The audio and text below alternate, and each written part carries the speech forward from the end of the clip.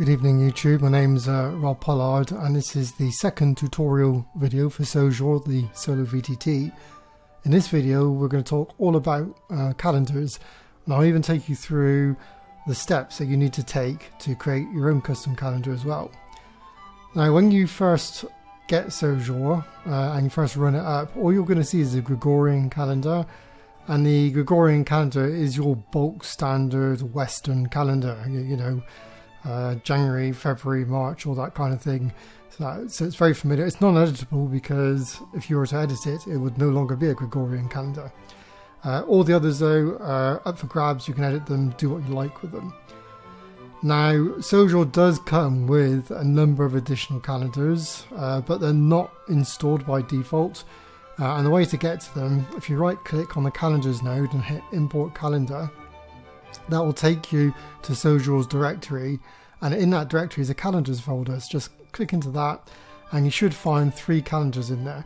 So by default Sojour will give you a Gloranthan calendar, that's a calendar used for Runequest. It will give you a Harptos calendar, which is one used for Dungeons & Dragons 5th edition Sword Coast.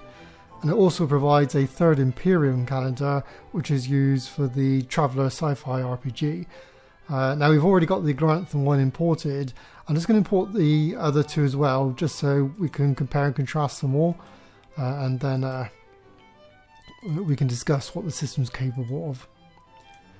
So these are all of the calendars you get with Sojour once you've imported them, and I'll firstly show you what they all look like, just to give you a feel for I guess how dynamic Sojour is. So like if we look at a Gloranthan one, so this is a typical Gloranthan calendar, and it follows the calendar exactly, the real one. So let's have a look at, I won't show Gregorian because that's a bulk standard Western one, but this is the Dungeons & Dragons one. And there is a split into 10 days, and they have leap years and all sorts of other bits, and also holidays, like that's Midsummer and so forth, and what's that, High Harvestide and so forth. And the final RPG calendar you get by default is the 3rd Imperium one, and that one looks like this. So all of the calendars are very, very different from each other, and yet Sojour has the ability to be able to model them all. And that took quite a lot of doing, basically. So to add a calendar to Sojour, all you need to do is right click here and click add calendar, and you get taken to this screen here. And what you'll find is Sojour calendars are built up of 3 levels. You can only see 2 of them here because I haven't added the others. You have the calendar level, and that basically defines what your calendar is going to look like in terms of what the written dates look like, and I'll show you that in a second, but also what the grid's going to look like. And if you were to click this button here, and this is a very handy button that shows you what your calendar looks like so far. So if I click this now, you're not going to see much because we haven't defined anything, but this will give you a good preview of how your calendar design is going. So I highly recommend going to that button quite regularly. But as you see, we've defined nothing for this one. So above this are a bunch of things about whether or not you want to set a leap year, and we'll go into that later on. Then below calendar you have a year definition. So the way Sojour calendars work is we provide a number of entities called time units. I'm going to go into those in a second, and we put these time units together to form years. And you can put the time units together in all sorts of weird and wonderful ways to model the year that you need to model. And a year level, you can do things like, for instance, you can set the default year and day, hour, and minute. Now, when a campaign creates an instance of this calendar, it will default to this year, hour, and so forth, and day of the year. But obviously, the people running the campaign are free to change the date afterwards. So they don't need to go with your default one. But it is handy because sometimes it saves you navigating too far away. You can also set little things like how many hours are there in a day, what the name of a year is, and also what the minimum day number of the year is. So I mean, most years that I've seen, with maybe the exception of Traveller, they start off on a day of the year of 1, so that the number counting starts from 1. And like I think for Gregorian it's from 1 to 365. But there are some calendars that start from 0. Now this system enables you to actually start from any number that you want, but it does default to 1. And the way you'd normally create your calendars is by adding child time units to a year. But we're not going to go there just yet, because I want to talk to you a little bit about just what a time unit is, and that's for this next presentation. So I've used the term time units quite a lot so far, and I haven't really told you what they are, so I'm going to go into them now. Now a bit of a warning, I guess they can be a little bit complicated, but hopefully not. The calendar system that you have now is actually the second iteration. Nobody's seen the first iteration except me, because that was an internal build. And the first iteration of my calendar system worked very well. The only problem with it was very hard to create brand new calendars, so I had to simplify and abstract a few things. And hopefully I've simplified it enough, but I guess I'll see from the feedback to this video. So, time units, what are they? So, in Sojour, every day in your year is made up of a time unit, at least one time unit. And time units are nominally 1 day in length. So you're probably thinking, okay, so if these time units are 1 day in length, why don't you call them days? Well, the reason is, and I guess the key is the word nominally, because the cunning thing that Sojour can do with time units is it allows you to nest them, and that's what makes them powerful.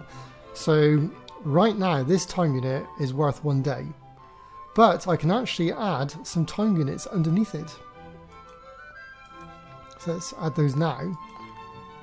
So I've added 3 time units underneath this time unit, and the way Sojour does the calculations is that the ones at the lowest level are each nominally 1 day. So that's 1 day, that one's another day, and that's another day. And what that means is this top level time unit now represents 3 days, and that's the key thing. So basically you count up all of the lowest level children, and that gives you the value of the time unit above it. So this bottom one here is worth 1, that one's worth 1 day, this one's worth 1 day, whilst this top one is worth 3 days because it has 3 1-day time units in it. And it's quite critical you grasp this concept. And you're probably thinking, why would you do this? Well, it's this kind of structure that we use to model time structures that are larger than a day. For example, say you want to model a week, and a week generally has 7 days, you would add 7 time units underneath this one, and this row would be called a week. And that's how you model different time intervals. And what makes Sojour really powerful is you can keep nesting these time units as deep as you need. So, for example, we can go even crazier here. We can add some more. And we can add all these time units onto this one here. So let's see how well you understand it. I'll ask you a quick question. So how many time units do you think this top one's now worth? Pause the video and I'll get back to you with the answer. Okay, so here's the answer. So this time unit is actually worth 5 days. And you're probably thinking, okay, how did you get to 5 days? Because there are way more than 5 time units on the screen. All you need to do is count the children. So at the lowest levels, that's the key. So if we look at the first time unit here, we ask ourselves, how much is this time unit worth? And if we look underneath it, it has 3 time units underneath it. So that one's worth 3 days, because each time unit at the lowest level is worth a single day. So this one's worth 3 days. This one doesn't have anything under it, so it's only a day. And this one doesn't have anything under it either, so that's only a day. So to reiterate, for this row, the first one's worth 3 days, the second one's worth 1 day, and the third one's worth 1 day. And when you add 3 plus 1 plus 1, the answer's 5. So the very top unit is worth 5 days. And of course you can make it even more complicated if you wish, and maybe add some more time units. And I guess I'll pose the same question just to check understanding, and again pause the video. How many time units do you think, how many days do you think the top time unit is now worth? Okay, I'll give you the answer. So the answer is 6. It's worth 6 days. And for those that want to know how that's calculated, again, we go down to the, I guess, the lowest level. So this one here, how many is that worth? Well, we haven't changed anything, and we know it has 3 time units under it, so that's worth 3 days. This one still has nothing under it, so that's only worth 1 day. But this one is worth 2 days because it has 2 time units under it. So we have a 3, a 1, and a 2. When you add them all up, you get 6 days. So it is a little bit of a complicated thing, but it's highly flexible, and this was, I guess, the simplest way I could think of abstracting calendar days and giving you folks maximum flexibility. You just need to get your head around the concept of a time unit being nominally 1 day, and it's based on the time units that are directly under it. So everything on the bottom row is exactly 1 day. Everything on the next row up is the sum of its children. So this one's got 3, so that's 3 days. That doesn't have any children, so that's just 1 day. This one has 2, so that's 2 days. And then the one above that would be the sum of its children. So we know that one's worth 3, we know that one's worth 1, and we know that one's worth 2. So the total is 6 days. Like I say, it might take a little bit of time for you to get your heads around it, but it is a very powerful system. And you can go as deep and as complicated as you want, and it will enable you to construct all of those kind of things that you normally see in a standard calendar, you know, like months or seasons or weeks or anything else that you can imagine. The only limitation is that Sojour can only go down to a granular level of a single day, that, i.e. what the time unit is. A time unit is in effect the smallest amount of time it can model for a single day. It won't go any smaller than that, other than, of course, the hours and minutes that you define that go into a day. So that's time units in terms of structure. As I say, you can make them as simple or as complicated as you want, and I will go into examples after this video. There's one other thing you need to learn about these, which kind of follows the same kind of hierarchy, and that's of leap years. So in Sojour, you can mark a time unit as only being available during a leap year. So in this case, we've marked this one here as only being available in a leap year. So what that means is if we're not in a leap year right now, this time unit will actually only have 3 plus 2, 5. It'll be worth 5 days because the 6th day is not available. But when a leap year comes round, this one gets inserted in and you're back up to 6 days. And this leap year setting, and again I'll show you in Sojour itself, it's hierarchical. So if I set leap year on this one, its children automatically get it. So in this case, this time unit, if it wasn't a leap year, this time unit would only be worth 3 days, because this one's not around, that one's not around, and nor are its children, but this one is, and this one has 3 under it. So right now, the upper level's worth 3 days.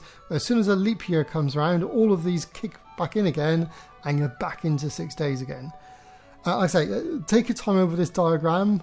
Maybe rewind the video, but this is a really crucial concept. The only way you can really get to design your own calendars is by getting a good grasp on what time units are. But there is another way to teach yourself, and that is Sojour comes with 3 editable calendars. That is Gloranthan, Harptos, and the Third Imperium. And you can open those 3 calendars in the editor and take them apart, have a look what's in them, and maybe play with the settings just to get an idea what's going on. And you know, if you break those calendars, just delete them and re-import them, and you got a good calendar again. And as far as I'm aware, you can't break anything, he says. If I've coded it right, you can't break anything. I don't think you can. I've done a lot of testing, but as you can appreciate, calendars, they're a complicated topic, they're very flexible, and I'm sure somebody out there will figure out a way to break them, but I did give them a lot of testing. So that's all I want to discuss on time units, and I say if you didn't get it first time, just rewind the video. What we're going to do now, we're going to go back to Sojour and actually show everything happening for real. Right, so we're now back in Sojour with our calendar. And what I'm going to do, we're going to recreate the Gloranthan calendar. I know we already have it, but I just want to create it from first principles. Then you can see all of the bits and bobs that I'm doing to create it, and hopefully it'll help you out.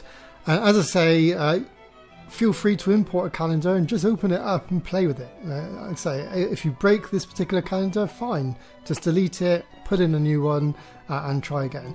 Also, the manual has a lot on calendars. I think towards the front there is a clickable contents. There we go.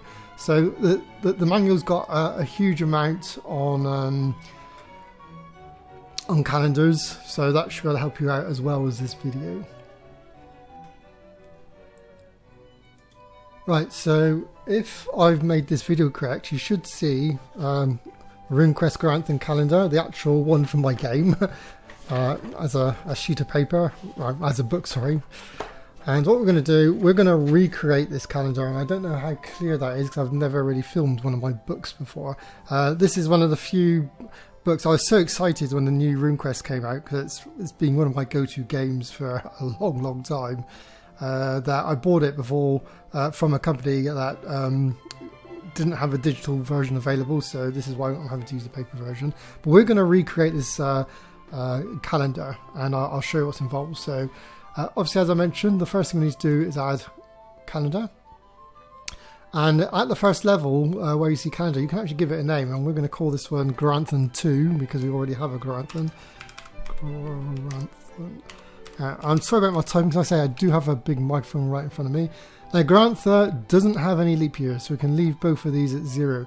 But the way leap years work in Sojour is you set an interval, so i.e. how many years go by between each leap year. So on Earth that's normally 4 years, so you'd put 4 in there. So you define the interval, and then once you define the interval, you then need to set a reference year. And all the reference year is, it's a year that you know is a leap year, basically. And then from there, Sojour can automatically calculate all of the other leap years from that reference year. If leap year interval was set to 0, Sojour completely ignores all of that. Now, the way Sojour calendars work is you literally need to recreate every single day in the calendar you're trying to model. And you might be thinking, oh my god, what a bad idea that was, because a lot of years have, hundreds of days, and that would take a long time to build a calendar up. But Sojour provides many tools that make this a very simple process, and a relatively quick one as well. So anyway, we're going to get on with this Gloranthan calendar. We have our year. We're going to stick with 24 hours in a day. We're going to stick with calling it a year. I'm going to stick on the first, for a default year, I don't know, maybe 1605. Is that a good year? I can't remember, to be honest. And we'll leave that for the moment. So now we're going to add our time units. So in the Gloranthan calendar, it's divided into seasons, and each season has 56 days in it. So we need to try and model those seasons. And the first one, which hopefully you can see here, is sea season. And we're going to add sea season right now. It's quite simple. So you add a child time unit. And like I say, time units are only worth 1 day so far, but we're going to call this one sea season. And there's the leap year only setting that I was telling you about during the presentation. If I was to tick that, this would only be available during a leap year. Now there is another setting that's only available at the very lowest levels of time units called non-numeric, and I'll show you that at the end because that's a very special thing. So we've got a sea season, but it's like only 1 day in length, so it's not very useful. Another thing that Runequest calendars do as well is you have your season, but you also have that each season is split into a number of weeks. Disorder week, harmony week, death week, and so forth. So the next thing we need to do is recreate a week, a typical week. So we'll do that now. And again, it's by adding time units. You can add child ones or siblings. This is going to be a child because it's going underneath. It's not like a brother. So if I was going to add a sibling, that would be like another season. But I'm not. I'm actually going to add some weeks to my season, so it's a child. And if you get it wrong, just right click and delete. So the first one I'm going to add is disorder week.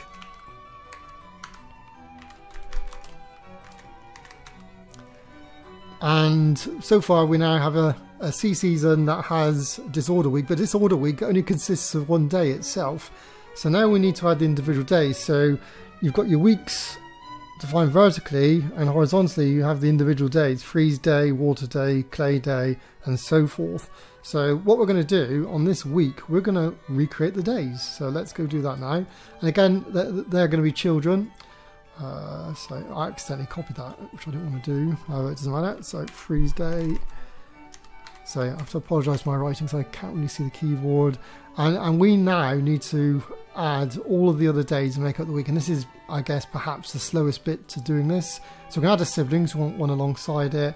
Water Day's next one. Then we're going to add another one alongside that, Clay Day. Then another one alongside that, which is a sibling, and that's Wind Day. And then there's one alongside that, Fire Day.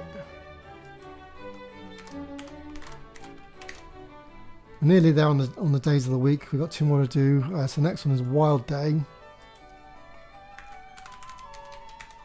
And the final one for a Gloranthan week is God Day. If I could spell. Right, so we have our week. So far we have a week composed of 7 days, which is fine. And we have a season defined of a single week, which isn't quite what we're after just yet, because in Runequest, each season has, what, 1, 2, 3, 4, 5, 6, 7, has 8 weeks in it. So we need to conjure up the other 7 weeks. To create the other 7 weeks in a season, you could go through the rigmarole of basically doing this over and over again, and that would just take a long time. So Sojour provides a cloning facility where you can pick a node and then clone that node, and clone it as many times as you wish, and it will clone it and all of its children. So if we right click on Disorder Week and click Clone Multiple, we can now select how many copies we want, and we know we need another 7 weeks. And then hit OK, and there you go. It's created the other 7 weeks for us. The only downside is they're all called Disorder Week. But that's not a problem. We can rename those.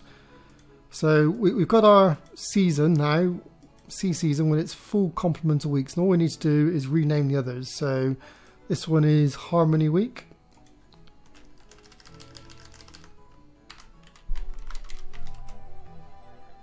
The next one is Death Week.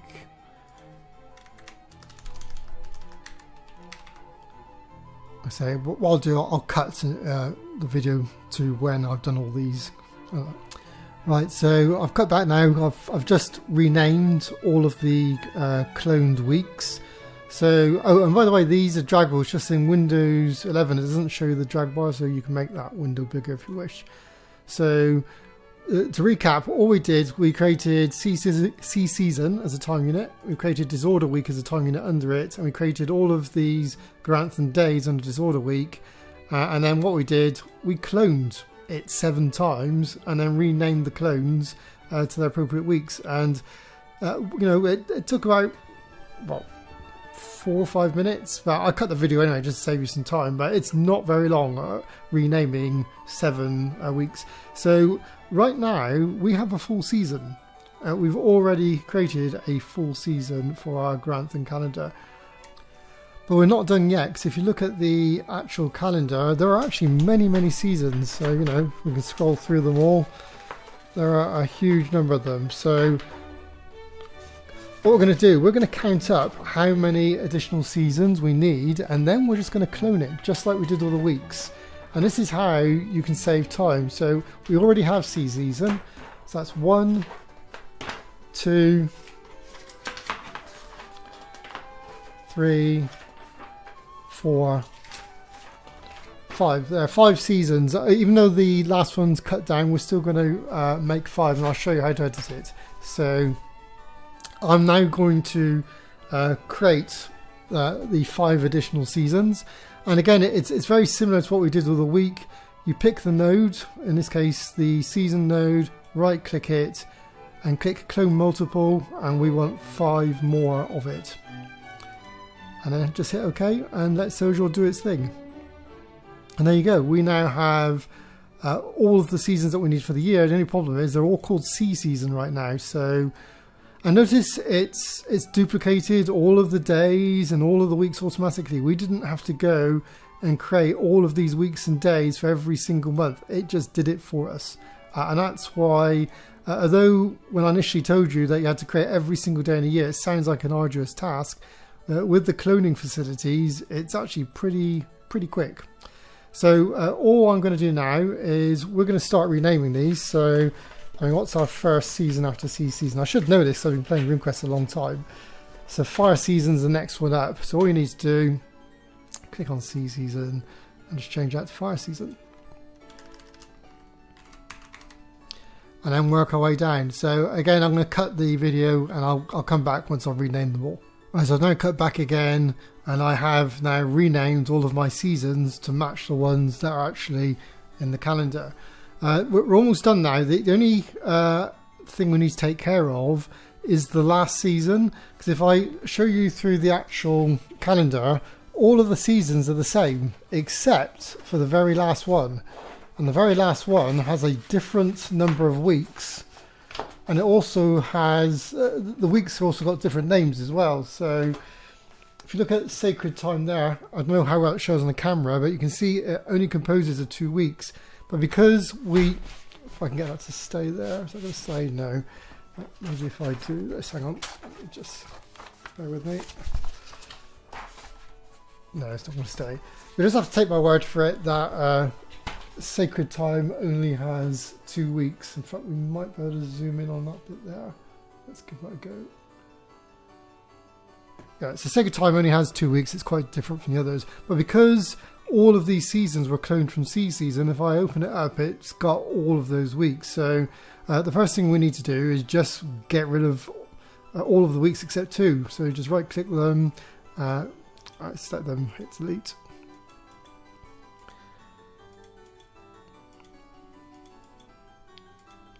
Until we have just 2 left. Cool, so our Sacred Time now has 2 weeks, just like the real one. The only difference is the real one's weeks are named differently from all of the others. In at the Sacred Time, its weeks are named Luck and Fate. So we need to alter the name of its 2 weeks. So Disorder becomes Luck. And the last week of Sacred Time becomes Fate. And yeah, we're done. In terms of the structure for the year, we are done. We have literally modelled the entire Runequest calendar.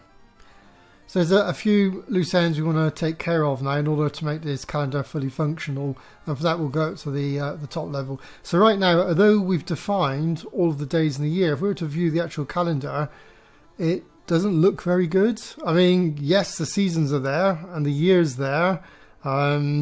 And each season has the required 56 days, and presumably when we go to the last one, that will drop. But it doesn't exactly look very inviting, does it? So there's a few more things we can do to sort this out. So the first thing you can do is set headers, and basically if we open up an existing calendar, so if we look at some of the other calendars like the original Gloranthan one, what you'll find is it has 2 sets of headers. It has an X header, that's the one that you can see here, the horizontal one. It also has a Y header, and the headers are this light blue colour with white writing. But not all calendars are actually the same. So if we take a look at the Dungeons and Dragons calendar, for instance, it only has a Y header, or what you call a column header, but it's known in here as a Y header, designated Y axis. We'll go on to the axes in a second. And if we look at the Traveller one, you'll find that one has no headers at all. So it's very flexible. Now if we go back to our calendar and open it up, you can see part of the problem is it doesn't actually have any headers, and that's why it looks a little bit odd. So we're going to give it some headers, and all you need to do is tick the show headers. Now in our case, we're going to go for X and Y.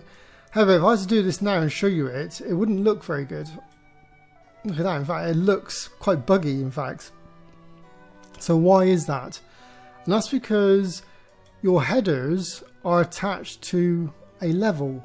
So what do I mean by level? We're actually talking about time unit level. So if I was to open up a typical Gloranthan season, the very top level time unit is level 1. The next one down is level 2. The next one down is level 3, and so forth. So you actually designate which level you want to appear for a particular header. Now we know we want the days to run along the top of the calendar, i.e. we want to see freeze day, water day, and so forth.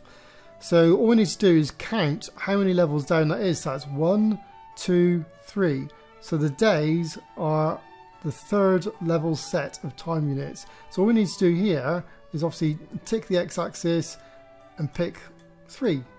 Now if we view that now, okay, that's the reason why it's not showing anything is because we've actually ticked the y-axis and not set that up either. So for the y-axis, we want to set that up to show the weeks. So in this case, we want to see disorder week, harmony week, death week, and so forth on the y-axis. And the y-axis is actually on level 2. If we count down from the top, sea season's level 1, the weeks are level 2. So what we need to do is put a 2 in here. And then when we open this up, there you go.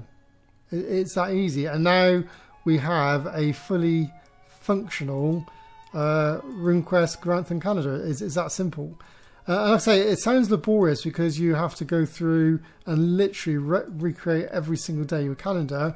But the cloning tools that are available in this make that a lot simpler. So the big question is, are we done yet with our Gloranthan calendar? I mean, it's functional, it looks good.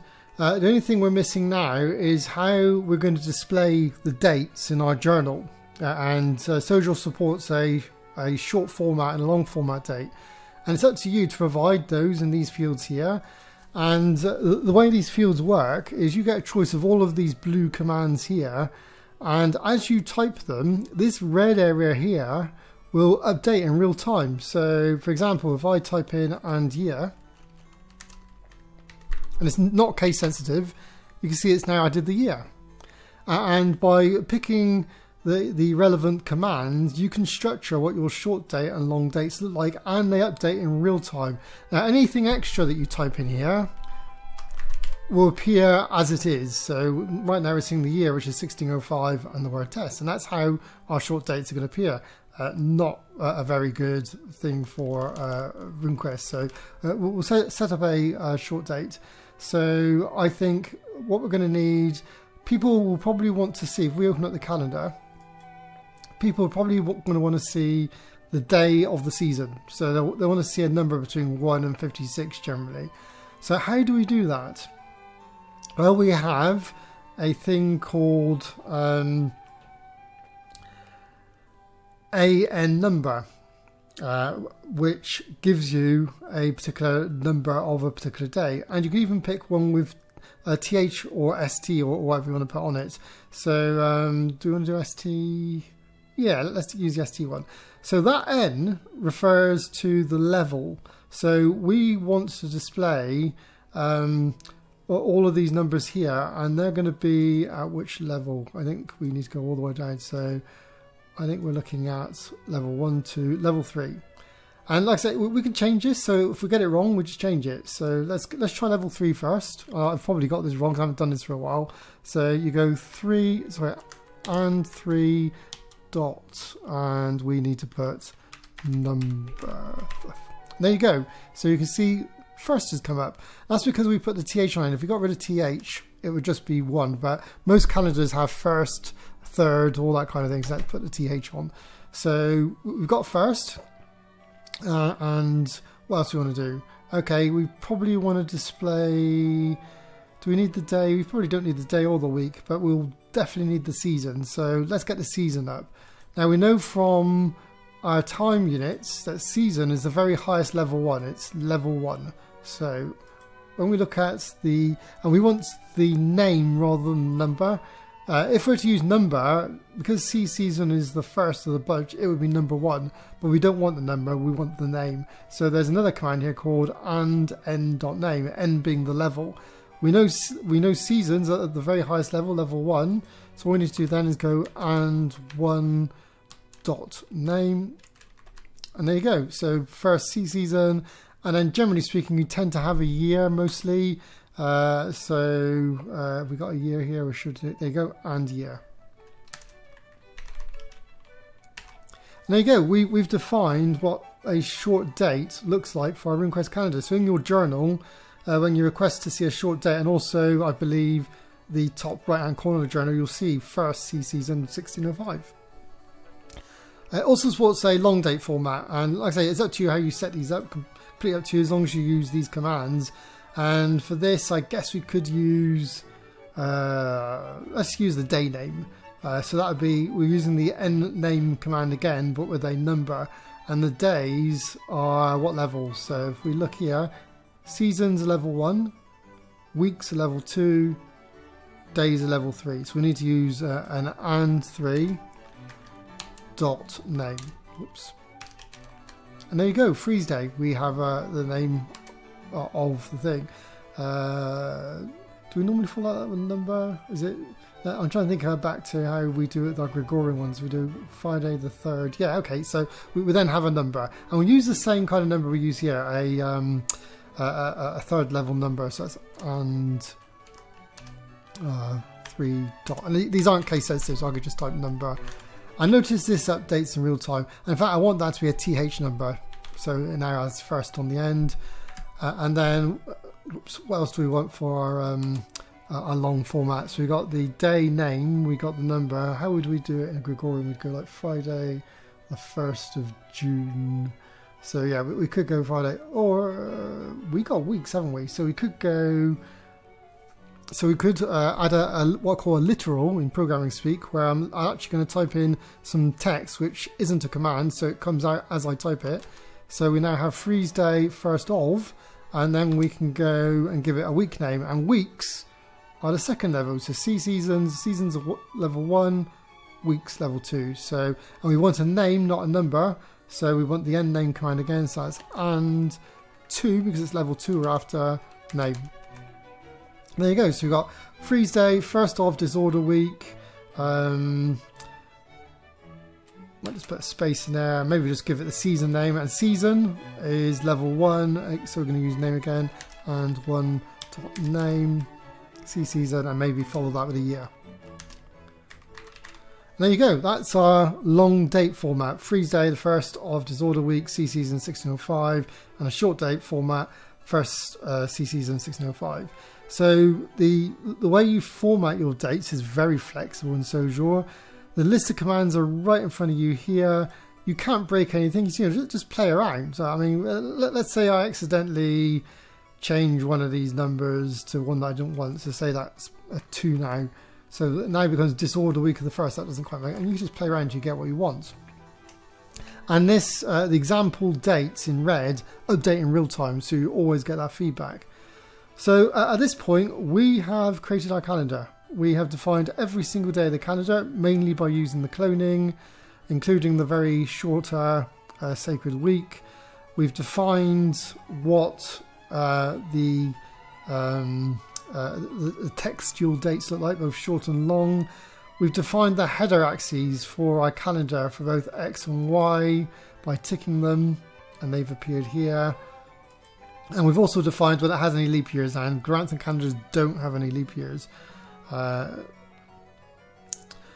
I think that's almost it. I think there's only one more thing I'm going to show you, and that's that if we go back to C season, there is one setting on time units that I said I'd come back to. So the very lowest level time unit has a thing called non-numeric. And it's only the lowest levels one. So if you go upper level, it doesn't have it. If you go upper level, it doesn't have it. It's only the very lowest level time units. And you can go as deep as you want, but it's only the ones at the very bottom that get this non-numeric setting. And what that does, if I open this up, each one of these days is actually a time unit. And by default, the way Sojour works, if your time unit is in a header, it displays the name. If your time unit is not in a header, it displays the numerical equivalent. Now, if I tick non-numeric, it will replace this numerical equivalent with a text. So, for example, we're on what would be the first, and if we click non-numeric and then go to here, you can see it's now being replaced with freeze day in here. So it's a way of putting text into your main calendar. Now for Gloranthan, it's not really useful because Gloranthan doesn't have any text in its main calendar. But for Dungeons and Dragons, it's really, really useful because Dungeons and Dragons has holidays that appear. And if you look at a typical D&D one, if we go forwards a bit, say we go Midsummer and Harvesttide. So all I've done with those particular time units is said, yeah, show me the name rather than the calculated number. So I guess that's all I want to cover on calendars. Yes, they're complicated and there's just no two ways about it. I tried to make them as simple as possible because, but at the same time, I guess my conflicting requirement was I had to make it pretty flexible because the calendars that our role-playing systems use, there's a huge variety of them. And I had to try and make Sojour be able to model as many of them as possible. And this was the simplest solution that I could come up to do this, and that's by using these time units. And I know it's not entirely simple, but I guess it's simple enough. And I'd say, even after watching this video, if you still don't understand some of the concepts, simply import some of the calendars and play with them. Just play with the settings and see what happens. And you know, open them up and just see what your changes make. And if you break the calendar, fine, just delete it from here and re-import it again. Now, although it's a powerful system, it does have one or two limitations. The first one I talked about at the very beginning of the video, and that the smallest unit of time, other than of course the hours and minutes, is a day. So your smallest granular unit of calendar time, not including time itself, is a day. And then everything else in your calendar has to be built up of days. So, you know, weeks, months and so forth. I figured that was a reasonable restriction to put in because at the end of the day, a lot of the calendars I examined, they were composed of days, and a lot of their internal structures, like with the Gloranthan one, are all composed of days. So a week's composed of days, and a season is ultimately composed of days, and so is a year. So I felt that was a good compromise. But there is one other downside to the current setup, which I will iterate on, but it's something we're going to have to deal with for the moment. If you look at, for instance, the Runequest calendars, if I switch to another month, the one thing you notice about all of the months is the days don't roll. So regardless of which month I'm looking at, freeze day is always the first. So freeze day of disorder on a season is always the first, regardless of which one I'm looking at. Whereas if you look at the Gregorian calendar, that's not necessarily the case. Like the first might be a Monday on one month or week, it might be a Wednesday on another one. It rolls basically. And Sojour's calendars cannot do rolling days at the moment, except for the Gregorian calendar. That one can obviously do rolling days, otherwise you wouldn't be able to see our standard on-Earth calendars because they do roll. But any of the ones we make up, they're kind of fixed days. So it's the same as the D&D one. Like the first day of the month is always first, and it always relates. It won't roll. You won't ever get like the first starting off, say, at this position. Of all of the role-playing calendars I've looked at, that's not been a problem, which is why I haven't iterated on it just yet. But if there's enough core, I think I can figure out a way to get these ones to roll as well as just being fixed. But for the moment, it's a pretty flexible system. And even with the three that I created relatively quickly, that they're very different calendars, very, very different calendars. And yet Sojour has been able to model them all. And whilst I think I'd be lying if I said it was simple, because it isn't entirely simple, I think it's relatively simple given the power that you're given. The key thing is learning what time units are, and hopefully just go back to the presentation portion of this video. So I hope you all find this useful. I know it was a complicated video because the subject matter is complicated, but I can assure you that I'm pretty certain Canada's are the most complicated thing in Sojour. Everything else after this is a complete breeze. So the next video I'm going to be talking about after this one, for tutorial 3, I'm going to be covering off maps. So tune in. I suspect the maps tutorial will come out sometime next week. Thank you for watching, and goodbye.